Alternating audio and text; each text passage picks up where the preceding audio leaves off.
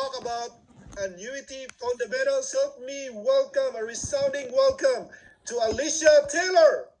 Woo-hoo! Thank you so much. It's so good to be here again with you guys. Thank you so much for the introduction, Neil. Definitely not professional soccer player, but it is definitely a hobby and it keeps me sane. But it is something that I do really enjoy. So I just wanted to say a couple words. I know I wasn't able to pop in right after the Success Summit and give you guys my thoughts on that, but I just wanted to say a couple of things really quick. It was so fun to see everybody in person and meet all you guys face to face. A lot of times, we're just on this Zoom platform, and so seeing you guys was awesome. And also the meeting itself, you guys ran that so well. It was so fun, and it was so well structured. The way that there were different styles of speaking, different speakers, and talked about the way that it was structured, it just went super smoothly, and I just really appreciated that. And it was such a pleasure to be there with all of you guys. So thank you guys again for having me at that, and so exciting that you're continuing that in another few months as well. So super exciting for your guys' team. Another thing that's super exciting for you guys' team is every week I run the annuity submit numbers, and your guys' team has been on the top 10 every single week. But last week there was 3 of you on the top 10. The week prior there was 3 of you on the top 10, and the week prior to that there was 6 of you on the top 10. So your team is just absolutely exploding. It's so fun to be able to work with you guys. I love, the hands-on opportunity that I get to be able to help all of you guys and really with your guys' team. We also, with those past 3 weeks that I mentioned, we have had over $6 million of submit for all 3 of those weeks as well. So those numbers don't lie. It's super exciting to see the fruits of our labor, and you guys, listening to your guys' speeches and talking to you, what you guys are talking about, really following that system, but also encouraging each other and sticking to it and really focusing on that. It is what we're seeing. So we're actually seeing those, numbers come out. We're seeing those trainings. You guys encourage your team to get on trainings, to get, to really work hard. And we're seeing that. We're seeing you guys, become leaders. And I've been working with several of your team members over the past couple of weeks as well. And it's been so fun to be able to talk with you guys and, see those annuity applications go in and be able to help with those. So thank you guys again for having me tonight. Tonight is a little bit of a different training than I have done previously. So we are going to be focusing on annuity fundamentals. This is our newest presentation. The opportunity here is to kind of get a background of annuities and what they are and how we can talk to our clients and really, really, really dive deep on that educational portion. I believe this is, we're going to try to have this presentation or a format of this presentation on the back office as something that everyone needs to click through and look at prior to, doing an annuity sale. So this one's going to be super important to really get those fundamentals and understand, what we can do in order to really, really understand what we're doing and what we can do for our clients. So let me go ahead and jump in here. All right, so this presentation, it's a little bit different in the way that it is, there's a lot more words than you guys are used to as far as the presentations that I've done before. There's a lot of information. If you want to take pictures, that's fine, but this specific presentation isn't available on the back office yet, but it will be, and I can always send it over to you guys and you can send it out as well. This is a really, really good kind of basic course that we all need to kind of put ourselves through in order to really understand what we're doing. So the things that what I'm gonna talk to you guys about tonight is, types of money. We've gone over this, the basics, qualified and non-qualified types of money and how those can, be in an annuity, restrictions and distributions, types of annuities, the 3 main types, why we choose fixed index annuities and why, in regards to suitability, the tax deferrals and tax rules with fixed index annuities and annuities in general, liquidity and access to funds, surrender charges, and riders and waivers, what those typically look like and are included on annuities, the income portion of annuities, the death benefit, common client concerns after the sale. This one is super, super important. We get a lot of questions and a lot of concerns after we make the sale. And so this gives us the opportunity to kind of to really understand what questions can come up and how we can best answer them. Preparing for your annuity sale, really getting ready for that. And then the suitability as well, as we're going through or before we run or do that application. So types of money, again, this isn't foreign to you guys. If you've listened to any, presentations in the past, we have non-qualified funds versus qualified funds. Non-qualified funds, that's just money that has already been taxed. So that's free to spend. That's your money that's in your pocket, in your checking account, savings account. Qualified funds, those are not non-taxed money. So that's pre-tax dollars. So that's money that's like that you would basically be paying into like a 401k or any kind of other plan that is prior to taking taxes out. So that would be your qualified funds. Within annuities, you cannot combine the two. An annuity would have to be comprised of one of those types of funds. So whether it's during the rollover or if it's a flexible premium product and you wanted to add additional funds, you'd have to make sure that they were the same type of funds. We call that like kind funds. So this, again, a couple other points on there. Non-qualified funds, when you're looking at that within the annuity, if invested, any earnings are taxed. So again, we're starting with non-qualified. We've already paid the taxes on that principal. And then after that point, any earnings are taxable on top of that. Again, with the qualified, it reduces your taxpayer's reportable income because it's growing tax deferred. So you haven't paid the taxes on those funds yet, and those are able to grow tax deferred. And then any withdrawals taken out of those funds are fully taxable. Again, with the non-qualified, the only taxable portion is your interest earned. And the way that that can happen within several different carriers can work in different ways. So some carriers are last in, first out with the type of funds. And I believe we go over that a little bit more in one of the other slides. But like specifically with F&G, it is last in, first out. So what that means is the last amount of funds that have gone into your account value. So that would be your interest earned. So those are the last funds that come in. That is the first amount that is withdrawn. So if you start your income rider, take any withdrawals, that the interest earned would be what you would be pulling out first. And then your principal would be what you pull out last. So you basically would be taxable on the amount that you are pulling out from the non-qualified. So hopefully that makes sense. And again, I know I'll go over it a little bit in more detail again in a moment. So restrictions and distributions. Retirement accounts have different rules and contribution limits during their accumulation phase. Typically, the below ones apply to all retirement plans. So again, as we've talked about, sometimes we've thought about annuities as kind of a different opportunity where, our clients under 59 and a half are still subject to that 10%, lost the word, the 10% that basically is added on additional when you withdraw those funds prior to 59 and a half. So that is the same with the annuities as well. It still has those same tax ramifications. Owner is required to take RMDs. So with all qualified plans, when we're talking about retirement plans, the owner is required to take RMDs. So this age was updated at the beginning of 2023 up to age 73. It used to be younger than that.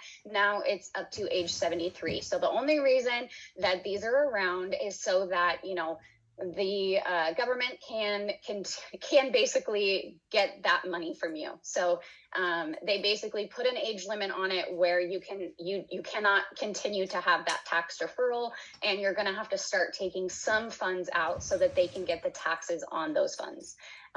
So hopefully that makes sense. And again, that's to begin paying some taxes. Annuities, it's a financial agreement issued through an insurance company. So that's where it's a little bit different than other retirement plans. It's a savings vehicle, and money can be grown or converted to guaranteed income payments. So again, those are the really two different kinds of annuities that we have: our accumulation products and our guaranteed income products. So, across the board, we're going to hopefully see some accumulation on all of those products, but we also have the opportunity to be in a product that has guaranteed income for life payments as well. And again, as I said, money can be either qualified or non-qualified within the annuity, but the two cannot be combined. So, an annuity can be opened with one type of funds. Types of annuities. Again, we have our three main types of annuities. We have variable, fixed, and fixed index annuities. Variable, again, we don't talk about here. You'll have to have a specific license in order to sell those, and they're still at risk. So those aren't really something that we want to talk about. What we want to focus on is the opportunity to reduce or transfer risk. And so those are our number one things. And so here at FEG, we focused on our core products as fixed or fixed index annuities, specializing in the fixed index annuities. So if you want a little bit more information on variable annuities, again, it's not something that we talk about, but basically it's, you need that Security 6 license in order to sell. The cash values do fluctuate where the principal is always at risk, which is why we don't typically talk about them or recommend them, because we want to reduce, remove, or transfer as much risk as possible when we're thinking about our future in retirement. And another way to think about it, it's a tax-deferred mutual fund. So that's another way to think about it, and it's designed for investors. It is something that's kind of, it's not what we want to focus on. We want to focus on, and what I'll show you here is this pyramid. So we are down here at the very bottom. We are in the fixed and fixed index annuities, and being at the bottom is not a bad thing, because we all know in order to build a home, we need to have a good foundation. I've been reading to my son The Three Little Pigs, and of course I do all the voices. It's so much fun. But we talk about that big bad wolf, and that big bad wolf, it comes in and blows the house down. And so without this structure being built on a solid foundation, when again, we see the different types. We have the straw, and we have the the sticks. But then once we come in and we build that house with the bricks, the wolf is no longer able to blow that house down. And so building this and starting at the bottom and creating that that foundation is so important. And so that's where our fixed and fixed index annuities lie. We have the opportunity to really build that foundation. And so, again, being at the bottom of the pyramid is not a bad thing, because up at the top here, we have the highest risk options. So as we go further up, we are adding more and more risk to our investments. And so adding a fixed index annuity can really help provide that structure, to provide that, building that financial foundation that we talk about so much, and really the power of zero and all of those opportunities that we use to build and have low risk. So we want to reduce risk as much as possible. With some of our funds, it doesn't have to be all of them. You can have something into each one of these categories, but keep in mind that allowing and having this fixed index annuity or a fixed annuity give you the opportunity to help with that financial foundation. As we heard on the Tom Hegna webinar last week, or was it last week? I guess it was last week, maybe the week before. It was important. What he pointed out is that you're happier. Most people are happier within retirement when they have a fixed or fixed index annuity, because it gives them the opportunity to have some of those funds be guaranteed. So there's no opportunity for loss in the market. And so it really gives that structure. So we're down here and we're building that foundation. So a fixed annuity, again, is just a fixed interest rate. So and it's guaranteed, that rate is guaranteed for typically a period of 1 year. And then, it can change at that point, but it's an agreed upon rate basically between you and the insurance carrier. And so that would be like a MYGA. We also have some other fixed annuities that can, are income annuities as well, but they're fixed. And so there are set interest rates, and they're not moving with, the opportunity with the indices. There's no indices on these. These are just going to be our fixed fixed annuities. So they have a fixed interest rate. Again, it's going to be those rates are going to be different based on the product, based on the insurance carrier, and state specific as well.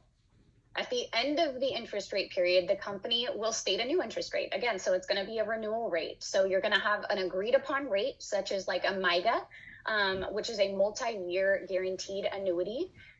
So that's going to be an agreed upon rate for a set number of years. A lot of times with those fixed annuities, it's just 1 year. But with a MYGA, you have a 3, 5, or 7 year, depending on the carrier, depending on the product, and you are guaranteed at that rate for that term. So if it's a 5%, you're guaranteed to get 5% for the next 3 years. So that's where that can be a little bit different in order to kind of get those specific rates. Again, there could be some initial rates that will be higher, and then the renewal rate, and oftentimes it's referred to as a bonus rate. So that's like an introductory rate or a bonus rate. Each fixed annuity has a minimum guaranteed rate, similar to the fixed index annuities as well.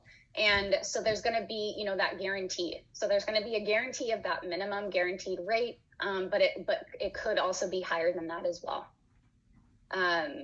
Fully protected by the insurance company against loss. So again, we are reducing risk. It's an insurance product, so we want to think about it that way. We don't necessarily have to think about it as this whole other financial entity. We have the opportunity to reduce and transfer risk.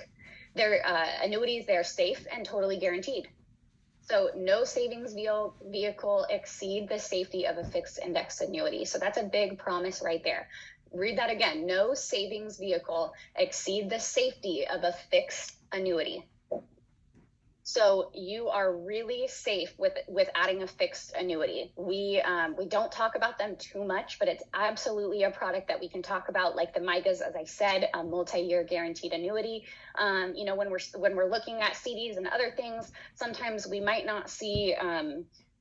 Sometimes we're seeing high interest rates, but sometimes we're not. And so to guarantee that for a set number of years within a MYGA is fantastic. And so we look at annuities sometimes as an alternative savings vehicle, kind of like a savings account, and it's a long-term investment vehicle. So this is where our fixed annuities lie.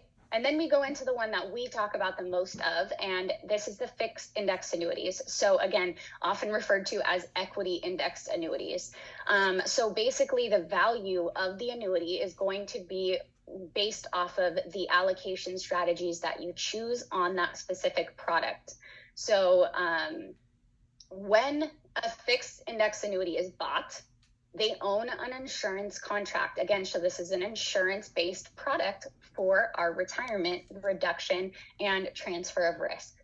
They are not buying shares of any stock or index. So again, this gives you the opportunity for that floor. You're not directly invested in the stock market. Different from fixed annuities because the way it credits interest is to the annuity's value, and the way that it credits that interest is based on those allocation strategies and the indices and how they perform. So that is really where it differs. You also have a fixed rate on those available as well, and there is a guaranteed fixed rate. I believe a lot of the products with F&G are around 1% or 1.75%. So again, that's not much, but it is something. If we do want that guarantee, we can put a portion of our funds into that fixed rate and then allow the rest to go to work for us based on how the index performs. The fixed rates right now with F&G are around 4%. So that's pretty big. I've seen some renewal rates that have been 4.25, 4.5%. So I would absolutely look at that when you are, doing an annuity application right now. Look at those fixed rates because that is something that is actually guaranteed for the next year. So we can put a portion of our funds into that, guarantee that for our clients for the next year, and really give them the best opportunity, as well as spreading out into those other allocation strategies and seeing how those perform as well. So the indexed annuity interest crediting, the credit interest using a formula based on changes in the index to which the annuity is linked. So again, that's that's when we're talking about benchmarking to a stock market index. That's basically the definition for that. So this formula decides how the additional interest, if any, is calculated and credited. Indexed annuity guarantees. So these are guarantees that we can talk about. Offer guarantees like a fixed annuity. So again, it's a guarantee. There is an opportunity to have that fixed rate on there as well. Has a minimum guaranteed surrender value. So a lot of times we look at that minimum guaranteed surrender value and we get scared of it. It's actually a secondary safety net. So it takes 87.5% of your initial premium and it adds an internal rate of return. So if the worst case scenario were to happen, your client would actually start to make money. So this is when I say worst case scenario, this is in the face of total and complete economic decline. This is where we are seeing for over 7 years or more of no returns in the market at all. And your client would actually start making money. So this is an additional, value, an additional secondary safety net. Not all index annuities provide guarantees of past crediting interest rates. You'd have to look at the specific product for that.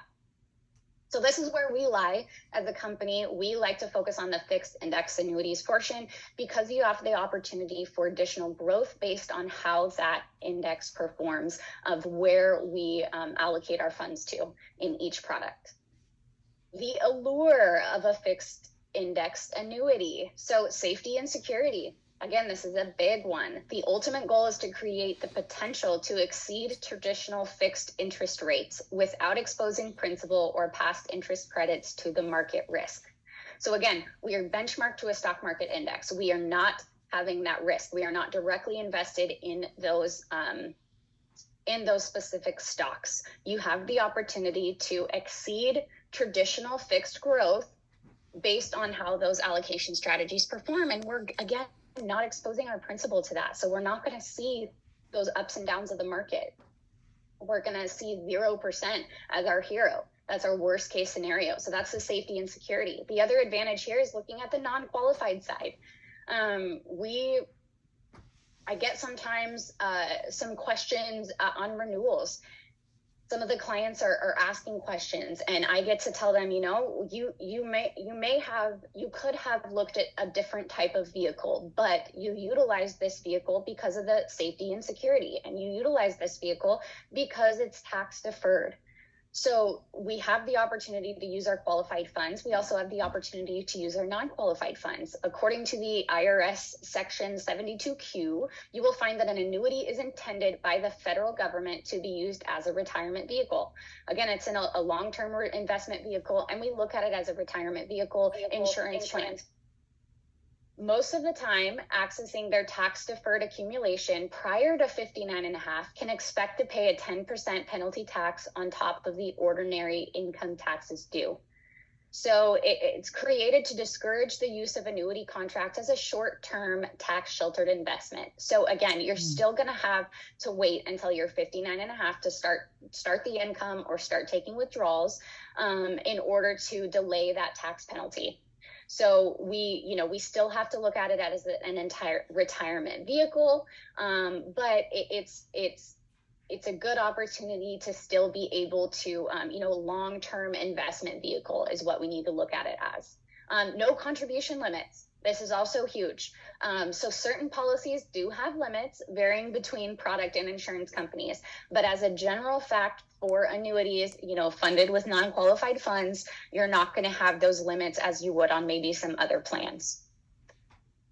Tax deferral and tax rules. We get questions on this quite often. And again, we're not tax professionals, so I cannot speak to, anybody's specific situations. But with a fixed index annuity, it's tax deferred. So one of the greatest features is it's tax deferral. So it means that the earnings of the annuity are not taxed until any money is withdrawn.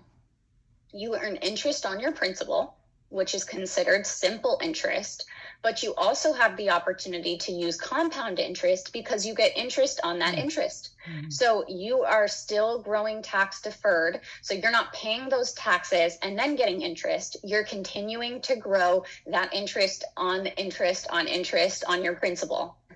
So you're also earn interest on the taxes that you would have had to pay otherwise. So that's what tax advantaged or tax deferral means. So over time, the triple interest advantage of tax deferral annuity really can add up. Tax advantage distribution. So like an immediate annuity, annuitization payments from a previously tax deferred or non-qualified annuity are a blend of interest, which is taxable again. So non-qualified, if we start an annuity with non-qualified funds, our principal has already been taxed, but our interest is now taxable, and a return of premium, which is excluded from taxes. However, due to the tax deferred buildup within the annuity, you can expect a larger percentage of each payment to be taxable. Tax rules. Because a tax deferred annuity receives its tax benefits through the IRS code, insurers must comply with certain death benefit rules. So generally, the entire contract value must be distributed within 5 years of the owner's death. Again, there are a lot of differences in this, especially if it is, depending on what type of plan and how it's set up. For the purposes of meeting these requirements, if any portion of the owner's value is to be distributed to the designated beneficiary over their life or a period certain not extending beyond the life expectancy of the beneficiary, and such distribution begins within 1 year of the owner's death, that distribution will still comply with the rules and not be subject to any penalties. So again, if we're looking at something like a joint annuity where we have somebody that has passed away and the continuing payments are going to be paid out to that joint annuitant, spousal continuation, those will not be subject to those. So again, this can provide you the opportunity to really utilize that as a benefit. Spousal continuation, as I just mentioned, if the designated beneficiary is the surviving spouse of the owner, they may elect to assume the position of owner and annuitant, allowing tax deferral to continue throughout their lifetime as well. So that's spousal continuation or joint annuity. F&G has a little bit of a different definition on their spousal continuation, but typically this is across the board in general. So at the death of the spouse, if the spouse is the beneficiary, then the contract would pay them the new designated beneficiaries according to the normal rules identified earlier. So liquidity and access to funds. Again, this is something that we hear a lot of. It's one of those things that people talk about when they think about an annuity. It can be nerve-wracking.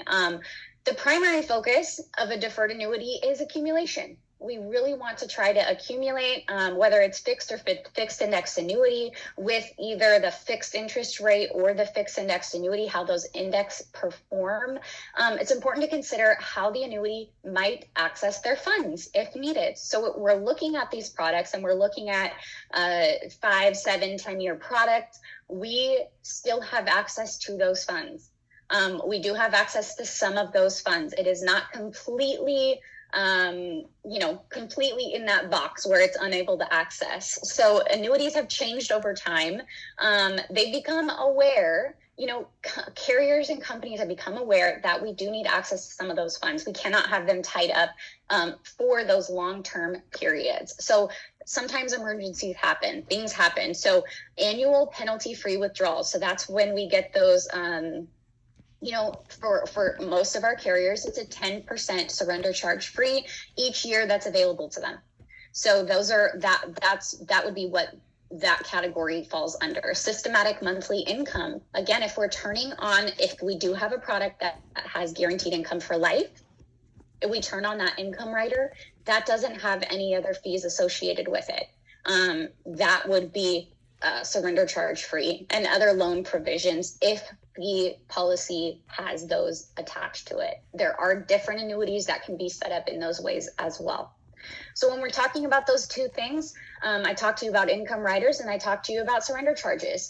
So typically, I'm going to start over here on the right-hand side. Every single annuity that we are going to recommend is going to have these three, and they might be called something a little bit different for each carrier, but a nursing home rider, a critical illness rider, and a terminal illness rider. And what does that mean?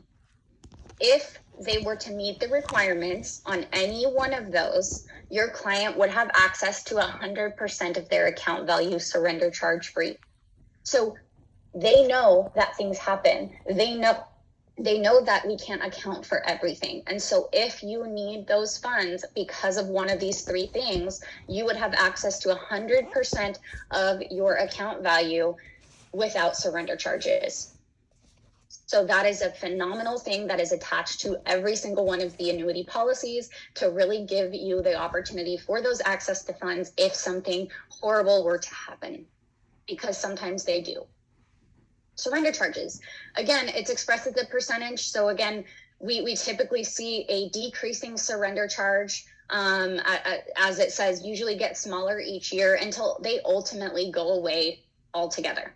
So typically, sometimes we'll see typically in California, we're going to see maybe it started at 9% and then it goes down to 8%, 7%, 6%. And over the course of that surrender charge period, those surrender charges are decreasing. And they come into play when a withdrawal is taken. So they have a penalty-free amount. Typically, we're going to see that being around the 10% surrender charge free. If there is a withdrawal taken that is above and beyond that penalty-free amount, then that is when the surrender charge is going to be incurred, whether that is a full surrender or it's a partial that is above that penalty-free amount. So that is the only time that you're going to see those surrender charges come into play. If the client passes away, it is surrender charge free, that goes to their beneficiary. So it's not going to incur surrender charges on that death benefit as well. After the surrender period, so whether it's a 7 or 10-year product, 100% of the value of the contract is available at no charge. So there's no surrender charges at the end of that surrender charge period. Future income needs. According to National Association of Insurance Commissions, annuities are most often bought for future retirement income. Again, as you know, we hear a lot of big people talk about, we hear it a lot, that one of the huge benefits and one of the safety and security features of an annuity is to have that income rider attached. Again, not all of us are at that point.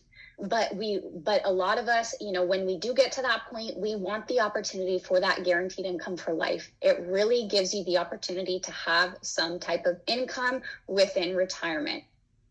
While the majority of insurance companies report that an extremely small percent of the annuity owners actually convert their policies to income. So again, this is it's a good thing, but it's also kind of a sad thing to me, because you know, as was talked about from Tom Hegna as well, and I've also firmly believed this, is the fact that we try to maybe save up for our families and our futures, and we don't actually live and utilize our retirement funds. So again, we are reducing that risk with adding an annuity to our portfolio, but we also have the opportunity to convert that to our income and get that for the rest of our lives. We also want to look at this and make sure that we get our clients into the correct product for them as well, because some of those products are just accumulation purposes, and some of them do have that you know, guaranteed income for life as well. It's anticipated that the demand for this tool will grow in the future as America's retirement landscape continues to change. Again, pensions are basically gone, or they're moving out. They're not utilized as much. Our Social Security, that might look different as well. When we get to a certain age, when our kids get to a certain age, there might not be Social Security to fall back on. I know a lot of people utilize that as their retirement, but we also need to look out for ourselves and our own needs by adding this to our, foundation as well. So most deferred annuities allow for the cash value to be converted to a specified annuity, and typically it's called annuitization. So we don't necessarily have to annuitize all of our products anymore, but what it's basically going to utilize at that point is turning on that income rider. So instead of the term annuitization, we have the opportunity to turn on an income rider. So we still get the accumulation, but we also get that guaranteed income for life, both, instead of just one or the other. Before, annuitization basically meant that we would stop the accumulation value and turn on our income value. Now we have the opportunity with the carriers and with the products that we recommend to do both. In general, it will give the owner access to income options discussed earlier in the immediate annuity section of the report. Death benefit. So how is this utilized within annuities? Because an annuity is a contract with an insurance carrier, a properly designated beneficiary may avoid the costs and delays of probate. So as we've talked about before, this can bypass probate because of how it's designed. It depends on the state and the state rules, but we have a designated beneficiary. And again, you can add as many beneficiaries as you want. You can have a primary, you can have a secondary, you can have a tertiary, you can have it, though, all of those split between multiple different people. You also don't have to have an individual as your beneficiary. You can list some trust. You can list some type of company or charity that you want to have those funds paid out to. So we get questions a lot about that the insurance carrier is just going to hold on to those funds after you pass, and that is not the case. They go to your direct beneficiaries as listed on your insurance contract. It's a contract between you and the insurance carrier. So all tax-deferred annuities offer a death benefit, and it goes to their designated beneficiary. Not all death benefits are the same. Some different products have different ways that they pay those death benefits out. So the two different types is like a 5-year payout or a full accumulated value, also referred to as a full account value or full annuity value. So basically the full account value is what we typically are going to hear. So this benefit waives all surrender charges. Again, as I said before, with a death benefit, you're not going to have those surrender charges on there. And it pays the full value of the tax-deferred annuity to the designated beneficiary in a single payment. So that's a lump sum payment at the end of the client's life. Goes directly to their beneficiary, however they have that laid out. 5-year payout. This benefit can be found on a small percentage of tax-deferred annuities. So there are some annuities that have a death benefit, kind of enhanced death benefit or something along those lines is how it would be referred to. So it specifies that upon a small percentage of tax-deferred annuities, the benefit specifies that upon the death of the annuitant, the annuity will pay the designated beneficiary the full value over a period of 5 years. And again, as I talked about this at the beginning of this slide, it's a contract between you and the insurance carrier. These are the ones that are super important, the common concerns after the sale. So these are some things that might come up after you make the sale. And this is how we want to make sure that we understand this so that we can answer these questions. In addition to explaining surrender charges, as mentioned earlier, you must be able to address the most common complaints levied on fixed annuities after the sale. So the top 3 complaints that we've heard are with fixed annuities are the products with an enhanced first-year rate. So again, it's an introductory or bonus rate for that set amount of time. So we have to make sure that the client understands that at the time of sale. Hey, this is what we've got going on for this introductory rate. The renewal rates might look a little bit different, but we're giving you this opportunity to be able to get in touch with this rate for this specified amount of time. And that's really the benefit of getting this annuity with a fixed annuity. With fixed index annuities, you get complaints on unrealistic expectations. I don't know about you guys, but if sometimes we run these illustrations and we see the account value grow, double, triple in the next 10 years, it is very hard to explain when that doesn't happen. And so when we are in those conversations, when we are talking to our clients about that, we have to understand that that is typically what you're going to see on that illustration is an unrealistic expectation because they're using the current rates.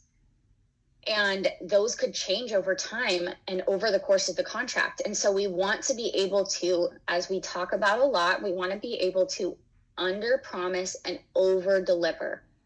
So if we under promise and we talk about the reasons why we are using a fixed index annuity, as I talked about, reduction of risk, transfer of risk, the opportunity to give you that floor. You're not directly invested in the stock market options.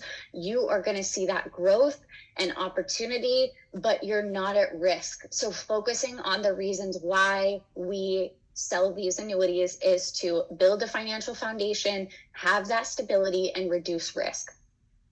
It's not all about these unrealistic expectations that we see that we might triple something in the next several years. Those can really, really hurt us when we are going into those meetings. So a lot of times, if we're talking about the F&G illustration specifically, we have that guaranteed page, and then we have that current rates page. I actually love focusing on the guaranteed page because it gives you those guarantees.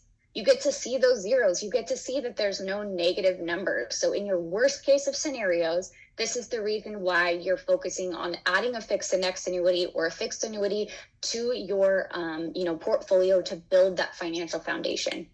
So the maturity date. Consumers and regulators alike often misunderstand the annuity's maturity date. All deferred annuities have an issue date, when the contract begins, when that contract starts, and a maturity date. The maturity date is the longest a consumer may keep their deferred annuity. It is not a limit on when they can get access to their money. So again, the surrender charge years are the money access terms. The maturity date is not about the surrender charges. So it's not about the client's liquidity provisions.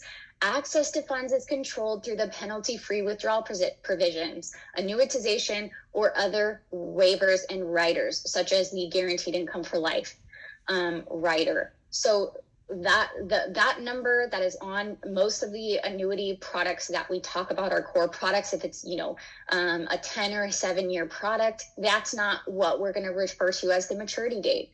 A lot of people think that that is when the contract ends. That is not. That is just your surrender charge term. So the maturity date, the insurer will ask the client to either annuitize their value, take the entire amount as a lump sum, or transfer to a new annuity. Most companies set the maturity date far beyond the duration of surrender charges. So again, with a lot of the contracts that you'll see, we're going to see like 100 years old as that maturity date. So at that time is when they might have to make that decision, but those are so far beyond those surrender charge time frames that is not what it's referring to. So this allows the owner to maximize the benefits of tax deferral for as long as possible if they desire. So those are some of the things that continue to come up after we make the sale. And so if we have a realistic expectation and if we have the opportunity to explain these, then they might not come up as often and they might not throw you for a loop. So to properly understand and present a fixed or fixed index annuity, you should have a detailed knowledge on the below. So this is when you're preparing for the sale. The rating of the insurance company. Again, we don't focus on that a lot, but it can be a game changer to a lot of people. They want to know, why would I choose an insurance carrier for an annuity rather than a bank? We want to give them the financial ratings to give them that stability. So what's the minimum and maximum issue age of the plan? And are the issue ages, do they differ for qualified or non-qualified funds? So again, typically with qualified funds, you're obviously going to see those start at age 18 for those minimum issuing ages. We also have a lot that max out at age 80 or at age 85. So we really want to know which product we're in and what those minimum and maximum issue ages are for that plan. Does the plan allow for flexible or single premium? So again, I talked about this earlier with the qualified and non-qualified funds. They cannot be combined or commingled into one annuity. The flexible premium is what that means. So flexible premium is the client has the opportunity to add additional like-kind funds to the annuity throughout the course of the contract if they would like. It's an additional benefit to them, basically. And a single premium is just a one-time rollover lump sum where they cannot add additional premium. So if that is the client's goal, we want to make sure that we know which product we're putting them into. What is the minimum and maximum premium amount?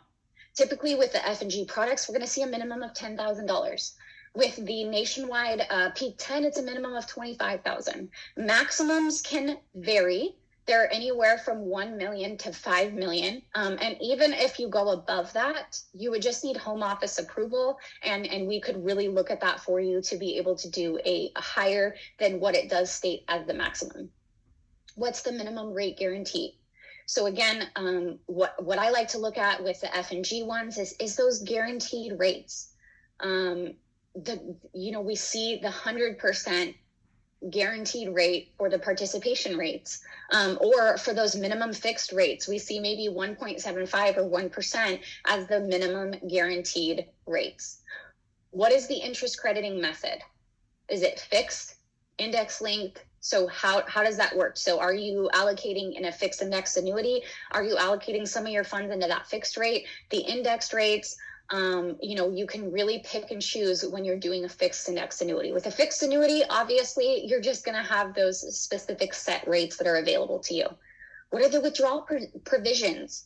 The monthly interest, penalty-free withdrawals. So what is the penalty-free withdrawal within that specific annuity? Typically, across the board, we're going to be seeing 10% surrender charge-free withdrawals. You also want to know what the surrender charges are to start with and what they go down to. And so being able to talk about those the decreasing surrender charges is also important.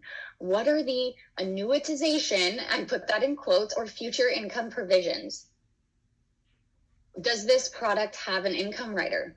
Does it have an enhanced death benefit? Really, we want to focus on the benefits and enhancements that are on each annuity so that we make sure we're getting into the correct product for them. Each of our clients, we want to gather this information so that we really get them in the correct product. We are working on some super cool tools that we should be bringing out either before convention or right after to really give us the opportunity. We're basically going to create a new annuity financial profile that we are going to gather that information and as much of it as possible from our clients so that we can really make an informed decision and so that we can follow the guidelines as agents as these new laws and things are changing as well. So we're coming up with that, and that's going to be coming out soon. So this is really going to help answer a lot of these questions and make sure that we understand these as well.